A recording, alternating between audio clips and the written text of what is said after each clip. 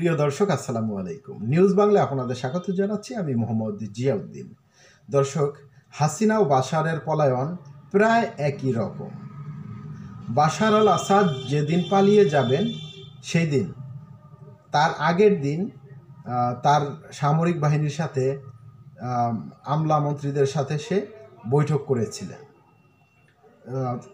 যেদিন পালিয়ে যাবেন সেই দিনও জানতো না তারা যে বাশার আল আসাদ পালিয়ে যাবেন।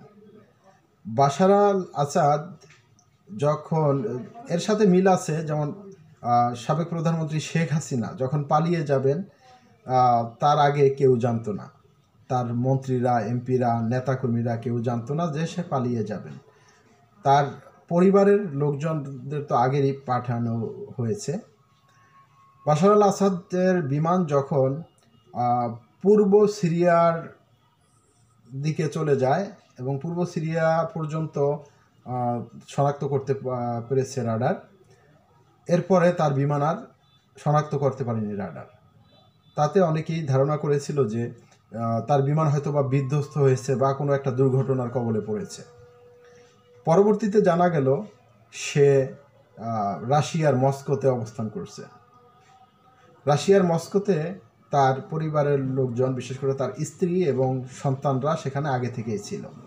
বাশার আল আসাদ যখন পালিয়ে যান, পরবর্তী সময়ে তার আপন মামাতো ভাই দুজন, তারাও লেবানন সীমান্ত দিয়ে পালানোর চেষ্টা করলে একজন গুলিতে মারা যান, অন্য আরেকজন আহত হন। দর্শক, একইভাবে বাংলাদেশের সাবেক প্রধানমন্ত্রী শেখ হাসিনা যখন পালিয়ে যান, তখন তার বিমানটিও রাডারে এভাবে শনাক্ত করতে পারেনি একটা সময়। এবং সে যখন দিল্লিতে যায়, দিল্লিতে তার মেয়ে সাইমা ওয়াজেদ পুতুল রয়েছেন। দেখেন কত মিল, বাশার আল আসাদ এর সাথে কত মিল রয়েছে।